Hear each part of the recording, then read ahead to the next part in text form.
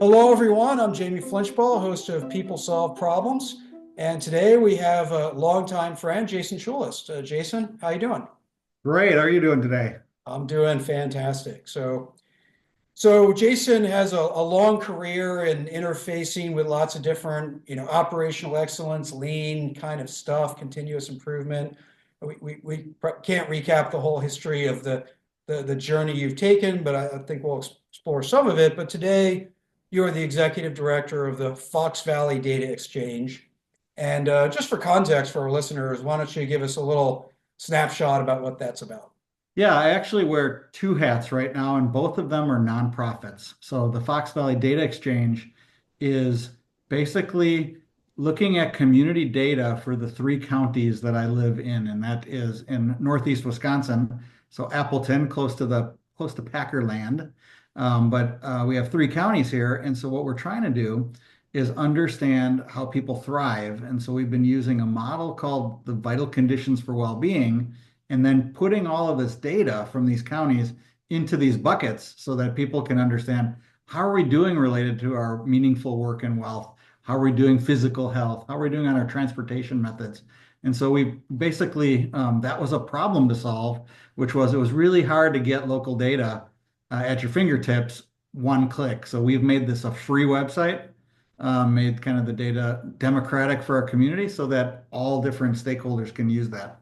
I also work on the Generative Local Community Institute, and that's solving a problem is that people don't thrive or flourish. And so, can we create economic business models that can make money and then use that money to help people flourish so that the ultimate goal of the cooperative is to help people flourish? That's great. So the very fundamental purpose of these organizations are based on solving a real well-defined problem. Well, I'll say an open-ended problem, but and complex Yeah, problem, absolutely.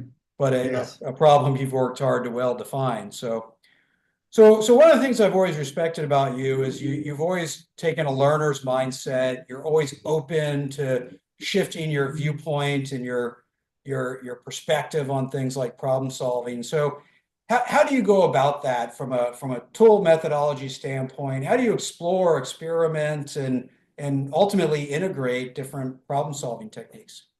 Yeah, I mean, I've always been enamored with working on problems, especially challenging ones. So, um, I've worked in a lot of different industries, probably because I've been curious. So, I started in the traditional automotive. There you're talking your normal Toyota lean, and Right. so I kind of got baptized in that. Moved on to fulfillment for a while. So, like supply chain, how do you kind of create? We were packaging school supplies. So, how do you create all these SKUs? Into one thing without running out in a 10-week period. Then utilities was, and you've been in the utility industry too, I know, but a network problem. It's in a geography. So, power goes out. What do you do? How do you do it in a good way? Paper. I've been in the paper industry, continuous flow manufacturing, construction. So project management in an uncontrolled environment, you got to figure out like, how do you drill and put concrete on the ground? And then community, which is like complex, thorny problems that don't have answers and people don't like to live inside a box. And Mhm. so, each of those industries, I've always said all my industries were like 100 years or older. There's only a few I haven't been part of. And I don't think, agriculture might be one, but I think we're doing that in our Right. community work. Um, but they've tuned their tools and systems to address the problem. So you kind of, people can write books about it, and you get a funky book on process manufacturing, and you get a book on how do you do network optimization and so on and so forth. Um, but there's also a side we won't talk about today, but there's an underlying people side of this too, right? So I found that there's a set of things that work across all industries or across that around culture, respect, change management, you name it, we keep, innovating. I'm sure AI will now plop in there. It's like, well, how do people work with that? And are there consistent things that can be used in that space?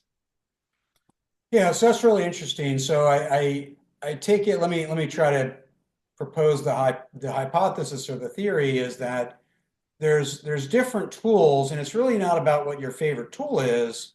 It's about the fit of the tool to the circumstances that the industry or the dynamics or the systems that the industry or field finds itself in. Is that, Yeah, is that a fair exactly. assessment? So about 15 years ago, when I was at the utility, I was curious to determine whether, could we develop like a taxonomy of problem solving so that, there's different, sometimes you need a goat and sometimes you need, mushrooms, but it depends on what you need for the fit of purpose. And so not all problems look the same to me. And what I learned then is I was doing research and I found David Snowden's Canavan model. It looks like Cinefin if you're trying to spell it, but it's Right. Canavan because it's Welsh. And it's a model of sensing the world. And inside that model, you see like four primary domains. You see a clear domain, a complicated, a complex, and a chaotic. There's a fifth one that's like confusion, which means which one am I in? Got to Right. figure it out. But really, I was looking at those four domains and wondered how you might address a problem differently, depending on like the type of problem being experienced. So, in the simple, you start to get into that cause effect relationships, easy to see type of work. If you go to the Gemba in a manufacturing facility, at some point you kind of figure out what the problem is. Complicated gets you into like system dynamics or system thinking work, scenario planning. But it's like there's a time and space delay. We're not good as humans to figure it out, so you can use some tools that can help us get in there. The one I got most enamored with is complex or complexity or complex adaptive systems where there isn't an answer. So mathematically, unless you know all the initial conditions, which you don't, I don't know them in any system, the patterns shift and move. And so how you address that is differently than how you might look at something falling from the ground due to gravity. It's a whole different beast. And then there's finally chaotic. And chaotic, that would be things like Black Swan or Nassim Taleb. You can either take advantage of knowing there will be chaos over some period of time and trying to use that to your advantage, or you run away, get out of that to try to get to something where you can actually address the problem in a different way. So, so for example, when I think of complex adaptive problems, they don't have solutions. So I actually talk about addressing problems versus solving. Because I can solve in the complicated and simple domain, but I can only address in the complex and the chaotic domain. And there's no answer. There's just these patterns. So there is an approach though that you can use. You can work these problems in a group. If everybody sees something different because they have a different perspective, different mental models, you start to observe the pattern in its multidimensional way. You try many small things and you iterate. So some outcomes are going to be nonlinear. So I can do something small, and they always talk about like the butterfly wings creates a hurricane or something like that. But you can find very small improvements can create big changes in a complex adaptive system. And so if you figure that out, you test that over and over in different contexts and see if it works, then that's good for the pattern for now. Mhm. Problem is the patterns change. So you have to be in this kind of constant, I call it like a collective Gemba space where everybody is observing, watching the patterns. Mhm. An example that's pretty appropriate is recently Syria just, a set of rebels in a week take an entire country and change it.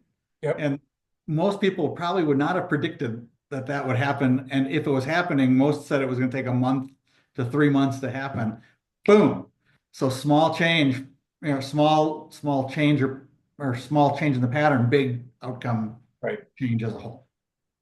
So a quick follow-up on that model. Do you consider it more of a framework to help you decide what tools to be using, or is it a tool in and of itself? Yeah, I look at it, similar to the way, I mean, they call it a framework as a kind of a sensing model framework. I try to look at it and say, where am I? And given where I am, what do I need to do? So, so I was thinking a little bit about Art Smalley's book, kind of four types of problem solving. Right. I think there's probably six or seven as compared to what he has in there. But you start saying, oh, if I'm in this target condition space, I could still be in a target condition space in the complicated as compared to the complex. I can use the same meta tool, but how I implement that tool actually changes between complicated and complex. And so I've used this kata framework in the complex space, and it works at the meta level. But then how you kind of do the last step is a lot different than how you Right. would typically in a factory. That's great. So, can you share maybe? I mean, you certainly work with some big and hard problems. That's kind of drawn you to some of this work. Can you share a difficult problem you've spent time working through, whether it's using that model or not? Yeah, so the problem would be solving poverty. Well, actually, it would be addressing poverty because it's There a we go. complex problem. But so what we were a few years ago, we were trying to figure out how could we address poverty, and we're lucky that we have a big golf outing here that raises multi-millions of dollars every year, and that money is used to allocate to work on basic needs or work on poverty. So we had kind of a sponsor, let's say, for Right. that approach, and so I was helping them through it. And so what we had to figure out first was um, what problem are we trying to solve? Because you can solve, there's a whole bunch of different flavors of poverty. And we ended up getting down to two things we wanted to solve. One was, could we really work on getting people over the hump of poverty? So you might be just on the edge and you might be stable or unstable in your own poverty. Could we improve the throughput rate to get over the edge of poverty? And we had calculated, we had to come up with a stabilimeter. So what does stability look like? And so we did this multi-factor analysis with a data guy that was around here to try to look at all these different combinatorial approaches to see like what would create stability in a person. And we only had there was one metric and three kind of influencers that we found. And the metric at the time, this was about 2019, metric at the time was if you made $18 an hour in our area, it was highly unlikely you wouldn't make less than $18 an hour in the future. So it was kind of like the point of inflection where if you get past that, you're good. If you don't get past it, if you had two people in your house making 16 bucks an hour, you would actually go down. If you had one making 18, you'd probably make it to the escape velocity. And then in this case, if you had actually started post-secondary school of some sort, even if you didn't finish, if you had a child or were expecting a child, and if you had some work history 6 months to a year in one place. Those three things, we noticed that people made it over the barrier faster. So then we said, oh, well, let's create a target condition for the community. And so there was a group, about 20 some different people from the government, from businesses, from nonprofits. What we did is we said that we want to double the rate of throughput. So we knew about 3.5%. We want to get to about 7% in our area. That would help us get people over the poverty level and make them stable. There was a whole nother effort. We did the same thing with female heads of household in kind of, we'll call it extreme poverty, to see if we could kind of move that out. And so there was another effort doing the same thing that we were doing on this matching individuals with jobs. So we found, well, we know there's a bunch of people that don't make 18 bucks an hour. And we know that there's a whole bunch of jobs that are over 18 bucks an hour that are not filled. So could we be matchmaker? Could I be like Fiddler on the Roof, I think, right? Was it Yentl or something? Could we take people and jobs and match them together in our community? So we ended up using kind of the kata framework. So we had a target condition that we set. Right. We knew what our goal was, everybody out of poverty, everybody has a stable job. That was kind of our true north. And then we started to PDCA, understanding our current condition and our our desired condition on steps, we started PDCAing, but we didn't do single factor analysis PDCA. Because if Okay. you did that, one, it would take forever. Right. Uh, you have a bunch of volunteers in many cases that are doing this on top of their, nonprofit job, on top of their HR job. Right. Um, so we ended up at one point with 27 parallel experiments going on to work on this problem. And everybody did PDCA cycles or PDSA cycles, however you want to call them. So Yep. we'd look at it, we'd say, what do we expect? What happened? And I would act as kind of that second coach. People would be doing those things. And so we found a couple of things that were pretty interesting. One, there were 8 certifications or tech, kind of 2-year programs where everybody who came out of there made more than that wage, and everybody that came out of there got a job. So we're like, huh. We called it the Elite 8. It's good as we get into basketball season. I'm a Marquette guy, and we're up there now this year. So, but Elite 8. And then we started to say who would like to do these types of jobs. There was manufacturing, like welding. There was a Cisco certification you got, which would if you're into managing that kind of work. And all of a sudden, we're starting to see flow of people doing that. We found another thing working with our tech school where people were this far away from getting their certification or degree, 1 class, 2 class. We called them all up, said, "Hey, would you like to get this done? And by the way, we think there's a job that you can get that's going to help you do that." So that was a whole set of experiments that we would do. This week we tried this. We do a small call. We were calling like 10 people. Then next thing you know, we said, "Oh, we're going to just hire somebody to call people to do this." That program still happens today, and they've had significant success in getting people their degrees. Didn't even know to find that until we started to dig in Right. to space. That's a fantastic story, clearly producing results, and it's, not the typical problem we hear about some, kata efforts or some lean problem solving. Right. So I love the nuance and the detail of that. One last question for you. That effort, the way you described it, required a great deal of collaboration, not just between individuals, but between different entities.